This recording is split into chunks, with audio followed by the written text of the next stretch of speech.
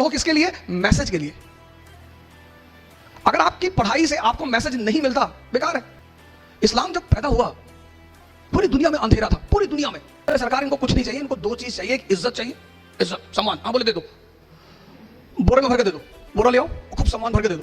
आप मूवी देखते हो Munna Bhai MBBS, Supreme Court of India ने उस मूवी से इतने सारे मैसेज लिए। Honourable guest and my dear friends, मैं जब से इस हॉल में आया हूं तो यहां जितनी भी फोटोग्राफ्स लगी है, मैं सारी फोटोग्राफ देख रहा हूं, और इन सारे लोगों में एक चीज बड़ी कॉमन है। अगर मैं शुरू करूं डॉक्टर बी आर अम्बेडकर से, तो जमीन से लेकर आसमान तक का फासला उन्होंने तय किया। आजाद साहब मक्का में पैदा हुए, कॉन्स्टिट्यूएंट असेंबली में रहे, मौला अल्लामा इकबाल साहब, और अगर मैं थोड़ा सा बायस्ड हूं, वो कभी कभी मैं हो जाता हूं, तो एपीजे कलाम साहब। कलाम साहब ने एक किताब लिखी, मैं यहीं से शुरू करूंगा, और मैं चाहूंगा कि आप सब एक बार उस किताब को जरूर पढ़ें, इग्नाइटेड माइंड्स। मालिक का जो सबसे बड़ा तोहफा है, भगवान, खुदा, जो भी हम उसे कहें, वो है मन। Ignited minds. कलाम साहब किसी जमाने में एक पेपर वेंडर हुआ करते थे, अखबार बेचते थे, और अखबार बेचते बेचते प्रेसिडेंट ऑफ इंडिया हो गए। उनकी जो सबसे बड़ी बात जिसने मुझे बहुत प्रभावित किया, बहुत ज्यादा, मतलब पढ़ने के बाद एक लंबे समय तक सोचता रहा कि ऐसा संभव है, ऐसा पॉसिबल है, हो सकता है आपको पता हो। कलाम साहब अपनी शादी की डेट भूल गए। मैं तो 1 महीने से हर डेट काट रहा था कि अब मेरी शादी 15 दिन बाद, अब मेरी शादी 14 दिन बाद, 13 दिन बाद। तो जब मैंने ये लाइन पढ़ी कि कलाम साहब अपनी शादी की डेट भूल गए, तो एक पल को मुझे लगा कि नहीं नहीं, ये नहीं हो सकता। मैं जिंदगी में मालिक ने कई सारी खुशियां दी, उसमें से शादी भी एक खुशी है। अब कल आप शादी के बाद डिसाइड करोगे है या नहीं, लेकिन मैं तो यही कहूंगा कि बिल्कुल शादी एक खुशी है। अब सवाल यह है कि इतने बड़े सारे लोग जो हम, जिनकी फोटोग्राफ हमारे चारों तरफ लगी है, इनमें कॉमन क्या है? तो मैं आपको एक कहानी सुनाता हूं मुगल पीरियड की।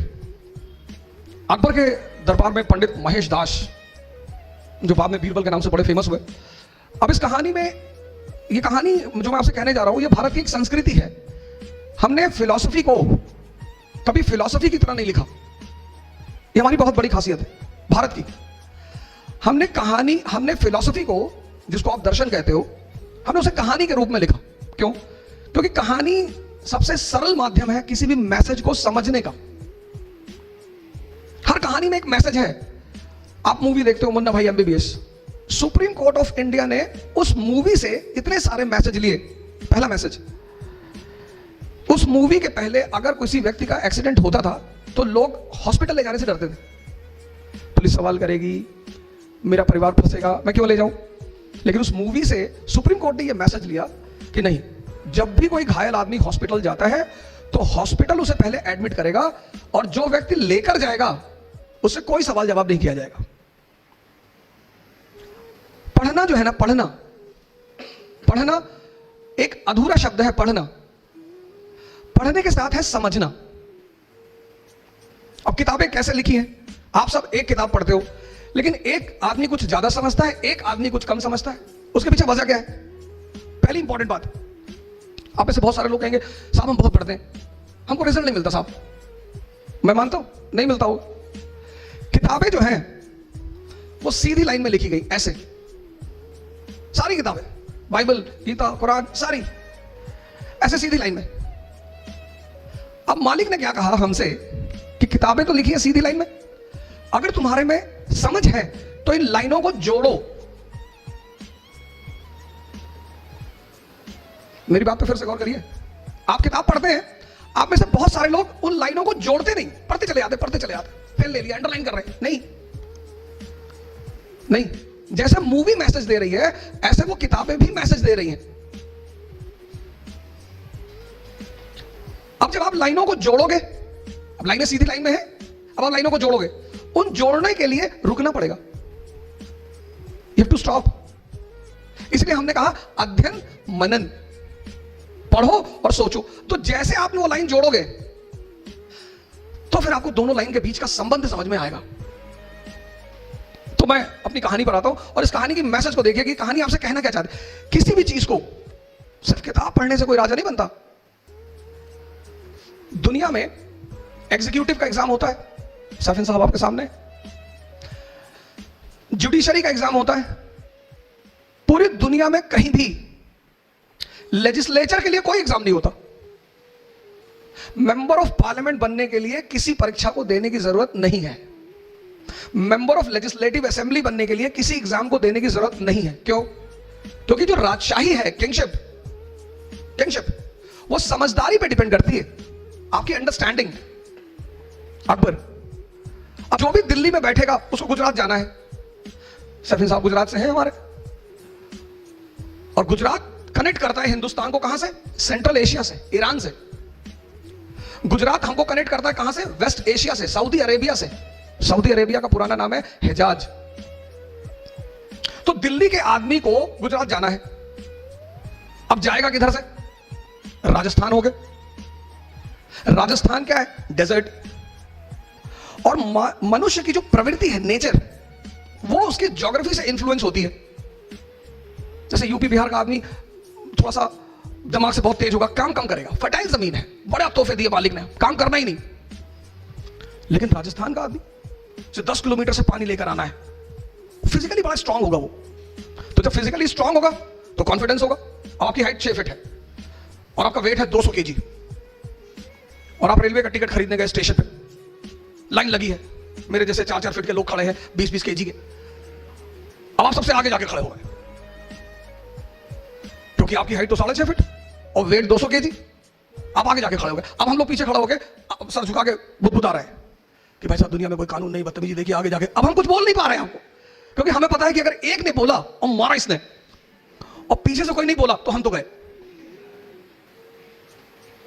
राजस्थान जो है ना, अफगानिस्तान, पठार अफगानी बॉर्न वॉरियर, अमेरिका ने सर झुका दिया तालिबान के सामने। अभी की घटना आपने 6-7 दिन पहले न्यूज़पेपर में पढ़ा होगा। अफगानियों को हरा ही नहीं पाया। क्यों? नेचर से लड़ते, टेरेन, ज्योग्राफी। दक्कन जहां बैठे हो, पूना, मुगल, मराठों को हरा ही नहीं पाए, टेरेन। वो यूपी बिहार का सिपाही यहां आता था, अब वो प्लेन का रहने वाला आदमी, और यहां की ज्योग्राफी बड़ी डिफरेंट, टफ। अब वो मराठी निकला पहाड़ के बीच से, एक हाथ मारा यूपी के आदमी, फिर पहाड़ के अंदर। अब वो यूपी का आदमी ढूंढ रहा है कि भैया कहां गया। वो यूपी की फौज यहां लड़ नहीं पाई। सवाल ताकत का नहीं था, सवाल ज्योग्राफी का है। अब अकबर को गुजरात जाना है, अब बीच में राजस्थान, और राजपूत तलवार लेके खड़े हैं कि पहले हमसे लड़ो। तो अकबर ने बीरबल से कहा कि यार क्या चाहिए इनको, ये क्यों परेशान करते भाई? बोले सरकार इनको कुछ नहीं चाहिए, इनको 2 चीज चाहिए, एक इज्जत चाहिए, इज्जत, सम्मान। हाँ बोले दे दो, बोरे में भर के दे दो, बोरा ले आओ, खूब सम्मान भर के दे दो। भाई सम्मान किसी को देने में कौन सा पैसा खर्चा होता है? और दुनिया में लोग वो काम करते भी डरते जिसमें पैसा नहीं खर्चा होता। सम्मान क्या दे दो, सम्मान। बोला दूसरा क्या चाहिए? बोले दूसरा साहब ये लड़ना चाहते हैं। अरे बोले बहुत अच्छा यार, इनको अपॉइंट करो, गवर्नर बनाओ काबुल का। तो मान सिंह कहां के गवर्नर? काबुल के। अब एक खतरनाक अफगानी और दूसरा खतरनाक राजपूत, दोनों लड़ रहे हैं। अकबर दरबार में बैठा हुआ, अनारकली डांस कर रही, बाहर आज पैगाम में मोहब्बत लेके आई। इसको बोलते हैं समझ, इसको बोलते हैं समझ। और जिसको भी मालिक ने समझदारी दी, ईमान दिया, उसको तो उसने पता नहीं कहां से कहां पहुंचा दिया। तो पंडित महेश दास अकबर के दरबार में आए, बाद में बीरबल बने। तो अकबर के दरबारियों को बहुत बुरा लगा, कह रहे हम लोग शाही खानदान के लोग, ये आम आदमी इसको कहां से उठा लाए, ये नहीं बैठेगा दरबार में। आज तो कंपटीशन है ना, आज तो डेमोक्रेसी है, कंपटीशन है, आप कहीं से भी हो। डेमोक्रेसी कहती है टैलेंट है आगे आओ। आपने कहा साहब हम महाराष्ट्र से, हम बिहार से, अरे उसने कहा ये सब मत बोलो, टैलेंट है, सैफिन हसन हो, हाँ आगे आओ, नहीं है पीछे हो जाओ। ये मत बताओ हम राजपूत हैं, हम पठान हैं, हम ये ना, टैलेंट है साबित करो और आगे आओ। तो जब महेश दास को अकबर ने कहा कि हम अपने दरबार में लेंगे, दरबारियों ने बड़ा विरोध किया, यार बिल्कुल नहीं। अकबर को पता था कि आदमी बड़ा काबिल है। तो अकबर ने कहा कोई रास्ता तो निकालो यार, कोई कंडीशन तो रखो। तो बड़े आलिम बैठे हुए थे, मुल्ला तो प्याजा, बड़े पढ़े लिखे आलिम टाइप के आदमी, उन्होंने कहा शहंशाह एक ही शर्त है, हम अकबर को एक ही शर्त पे अंदर आने, इसको महेश को एक ही शर्त पे अंदर आने देंगे। अकबर ने कहा क्या? बोले अगर ये मेरे सवाल का जवाब दे दे हम इसे बुला ले अंदर। अकबर ने देखा महेश दास की तरफ, बोले शर्त मंजूर है? बोले हाँ साहब मंजूर है। तो अकबर ने कहा कि मौलाना साहब पूछिए। तो मौलाना साहब ने महेश दास से कहा कि बताओ मेरे मन में क्या चल रहा है। अब मैं कैसे बताऊं तुम्हारे मन में क्या चल रहा है? पर बीरबल ने कहा कि सरकार मुझे पता है आपके मन में क्या चल रहा है।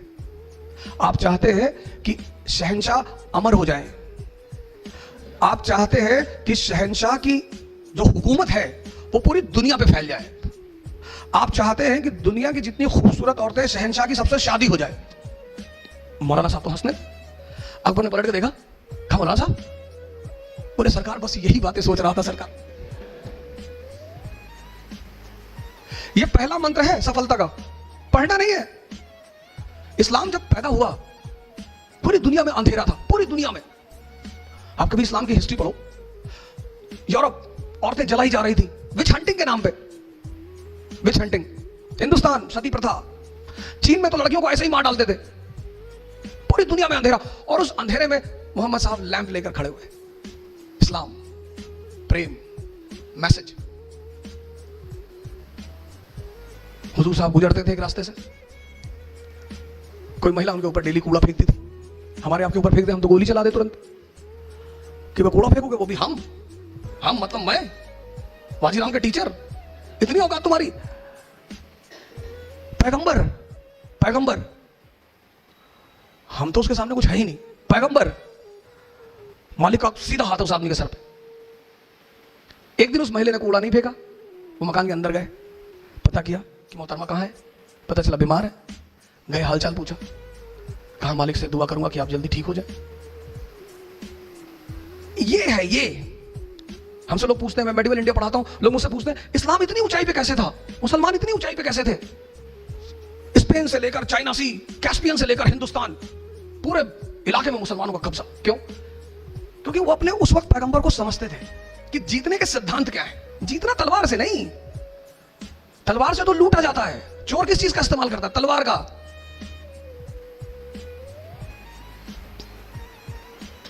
ये मैसेज है, मैसेज। इकरा शब्द फैसल साहब ने लिया कि सर हम तो अपनी इंस्टीट्यूट का नाम इकरा रखेंगे। मैंने कहा बिल्कुल। मैंने कहा, इन्होंने मुझसे पूछा कि हम इंस्टीट्यूट का नाम क्या रखें, हमने कहा इकरा रखो, बड़ा अंधेरा है दुनिया में। इकरा मतलब पढ़ो। आज सबसे ज्यादा एजुकेशन में हिंदुस्तान में कौन पिछड़ा? मुसलमान। पैगंबर हमारा कह रहा है, हमारा, वो हम सब के पैगंबर है, किसी खास विशेष के नहीं है। वो कहता पढ़ो, समझो। तैफ शहर का नाम सुना होगा, काफी लोग बैठे हो तैफ, वहां के लोग हुजूर साहब को पत्थर मारते थे, गाली देते थे।